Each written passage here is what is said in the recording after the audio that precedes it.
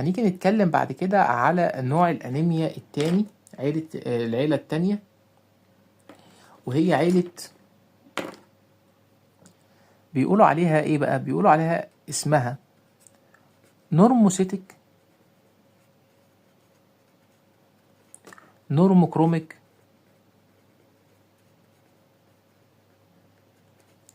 انيمي. هيجي واحد دلوقتي يقول لي يعني ايه بقى؟ عشان انا مش فاهم. هقول له هفهمك طبعا، ثواني. نورموسيتك، او اتفقنا كلمة سيتك يعني معناها سيل، ونورمو يعني نورمال، طبيعية.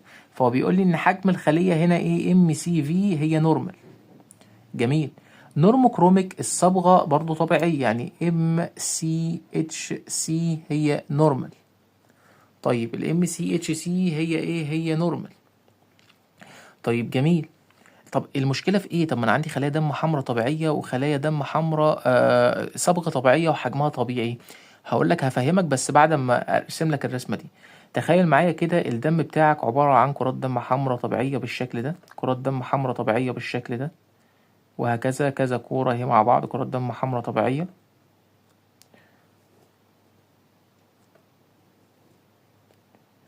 فجأة كده الشخص ده نزف نزيف شديد، او عمل حادثة او دخل عملية ونزف، يعني حصل له نزيف شديد. ايه اللي هيحصل؟ اللي هيحصل باختصار ان هتلاقي مثلا جزء من كرات الدم الحمراء عددها قل. دي كرات دم حمراء موجودة في دم انسان طبيعي ما عندوش انيميا طبيعية.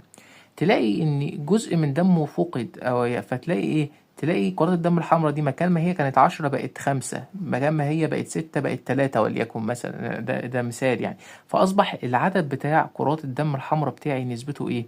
نسبته قلت.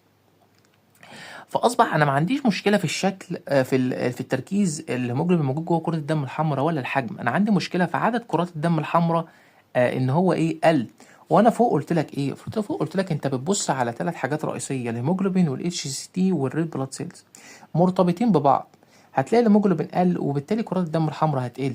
فهنا معانا احنا عندنا الهيموجلوبين الكلي كان هنا نورمال، هنا لما كرات الدم الحمراء قلت على طول يصاحبها نسبه هيموجلوبين تقل، على طول برضه تلاقي الاتش اس تي بتاعها قل. طيب كده اول مشكله معانا تسبب لي ان انا يبقى عندي نورموكروميك نورموسيتك انيميا هي ايه؟ هي الاكيوت هيموريج او النزيف الشديد. حد مثلا عمل حادثه، حد دخل عمليه ونزف، الحاجات دي تعمل لي المشكله دي. يبقى اول حاجه معانا وهو الاكيوت هيموريج. الاكيوت هيموريج رقم 1. نوع معانا حاجه اسمها الابلاستيك انيميا. ايه بقى كلمة الابلاستيك انيميا دي؟ باختصار كده بيقولك ان البون مارو حصل له مشكلة ما، قال خلاص انا مش هصنع خلايا خالص. فتلاقي الخلايا مكان ما هي كانت طبيعية بعد شوية البون مارو يتجنن، يروح مصنع لك نصهم مثلا. فبالتالي عمل لك نقص في كمية الهيموجلوبين، وبالتالي قدرتك انك تشيل الاكسجين قلت، وبالتالي الشخص يحس باعراض الانيميا. كده فهمنا الابلاستيك انيميا ان هو النخاع ذات نفسه حصل له مشكله ما، يا اما حصل له مشكله من بره، يا اما هو ذات نفسه حصل فيه مشكله من جوه، وبالتالي قرر ان هو ايه؟ ما يصنعش ولا كرات دم حمراء ولا كرات دم البيضاء. فدي بتبان اصلا في صوره الدم ان كل حاجه بتبقى قليله معانا.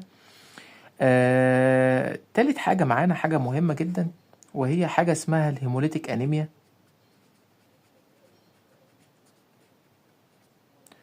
الهيموليتيك انيميا باختصار هي انيميا تكسيريه، يعني كرة الدم الحمراء قامت كده لوحدها، قالت انا هتكسر.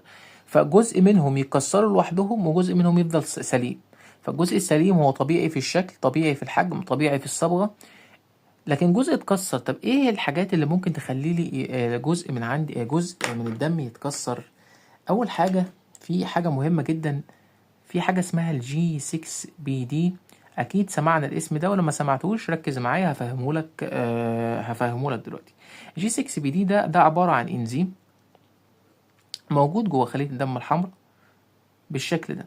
يوم ما الخلية مثلا يجي فيها مواد مؤكسدة اوكسيدايزنج ايجنت او حاجة تيجي تهاجم الخلية دي، هو كل دوره ان هو يقوم بشوية عمليات كده يهاجم المواد المؤكسدة دي، يعمل لها اختزال، وبالتالي ما يأثرش على أغشية الخلايا.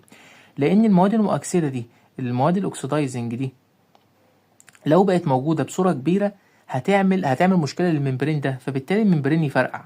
فأصبح الإنزيم ده لو حصل فيه ديفيشنسي، الإنزيم ده لو حصل فيه نقص، تلاقي ايه؟ تلاقي ان كرات الدم الحمراء بدأت تتكسر. وبالمناسبة ده الانزيم ده اما بينقص عند شخص بيقولوا الشخص ده عنده حاجة اسمها ايه؟ انيميا الفول. ليه قالوا الكلمة دي؟ لان طبيعي ان البقوليات والفول بيبقى فيهم نسبة مواد مؤكسدة عالية، فالشخص ده لو عنده نقص في الانزيم ده وكل مثلا فول او حاجة يساعد على تكسير دمه اعلى واسرع. فعشان كده عطوله رمز اللي هو ايه؟ انيميا الفول ده، كلمة انيميا الفول. ده كان اختصار لجي 6 بي دي، وده طبعا بيتعمل برضه لما يبقى فيه هيموريتك انيميا. بيقيم الموضوع ده يعني. طيب تاني حاجة معانا في الهيموريتك انيميا، حاجة كده حاجة شاذة كده، حاجة اسمها السيكل سيل انيميا او انيميا الخلايا المنجلية. يعني ايه بقى الكلمة المكعبلة دي؟ انيميا الخلايا المنجليه. طبعا الهيموجلوبين يجي يتصنع، خلاص هنصنع هيموجلوبين، كرة الدم الحمراء مفيهاش مشكله خالص. يجي الهيموجلوبين عشان يتصنع يروح ايه؟ مغير شكله. يجي شكله كل حاجه موجوده، يعني كل المكونات اللي تؤدي لتكوين الهيموجلوبين تكون طبيعيه موجوده. عكس الثلاسيميا كان في مشكله في السلسله ذات نفسها، فحصلت ايه؟ حصلت الكعبله وحصلت النقص في تصنيع الهيموجلوبين. لكن هنا كان كل حاجه مظبوطه، بس الهيموجلوبين راح ايه؟ قال لك انا هغير شكلي. هيبقى في حاجه اسمها الهيموجلوبين اس، يعني بيلاقوا الاشخاص اللي هم عندهم الخلايا دي هيموجلوبين اس. الهيموجلوبين اس ده لما يجي يتصنع ياخد الشكل ده، يجي يتصنع جوه خليه الدم ياخد الشكل ده، وبالتالي يرسم الخليه ان هي تبقى شكلها كده، يرسم الخليه يبقى شكلها كده، فتبقى عامله شبه المنجل، بيقولوا المنجل، فعشان كده سموها انيميا خلايا منجليه. وطبعا ده الغشاء بتاعها ما بيكونش ماسك نفسه، فيجي يعدي جوه الكباري او شعيرات دمويه، او يجي بقى ايه؟ يدخل جوه الطحال. طبعا عارفين الطحال بيبقى فيه ايه؟ شعيرات دمويه ضيقه، فيجي يدخل جوه الطحال تروح مفرقعه لوحدها، تقعد تفرقع تفرقع تفرقع. فاصبح الشخص ده كان عنده جزء من الدم طبيعي وجزء من الدم عامل كده، فجزء من الدم عمال يفقد وجزء منه عمال يطلع بره ويتكسر، فاصبح يدخلني في حاجه اسمها انيميا تكسيريه. انيميا تكسيريه جزء من الدم بيتكسر وجزء تاني انسان عايش بيه، فيعمل نورموسيتك نورموكروميك، نسبه الهيموجلوبين بتقل ونسبه كرات الدم الحمراء بتقل.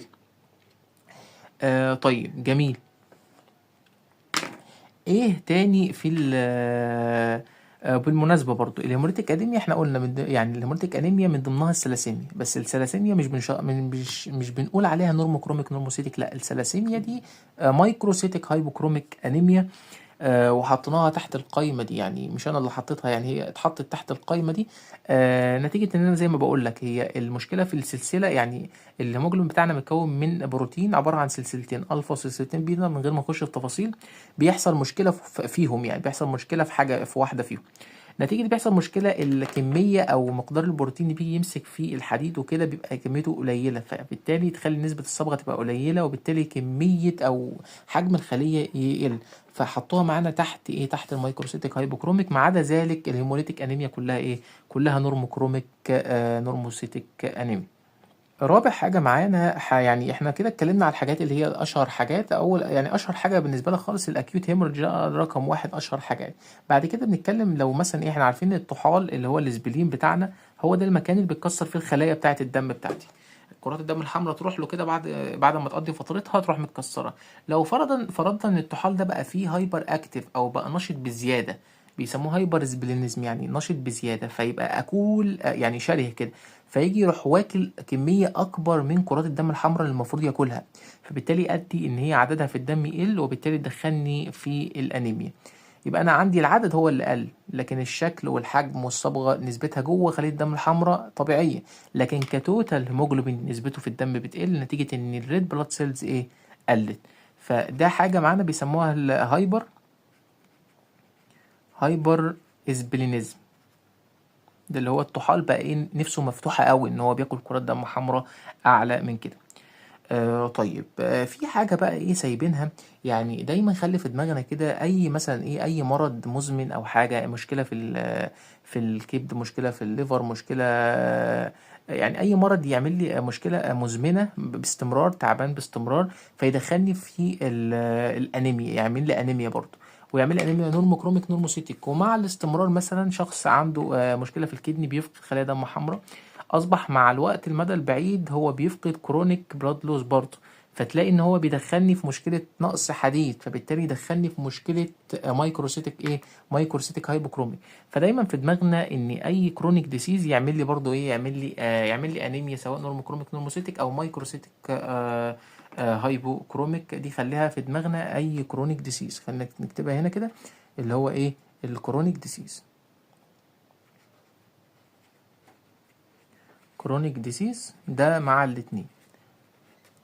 مريض مثلا عنده مشكله في الليفر، عنده مشكله في الكدني بقاله فتره طويله، فالاقي مع استمرار يعمل نتائج صوره الدم، بعد كده تلاقي عنده نسبه انيميا ايه مع المرض ده يعني. ثالث نوع معانا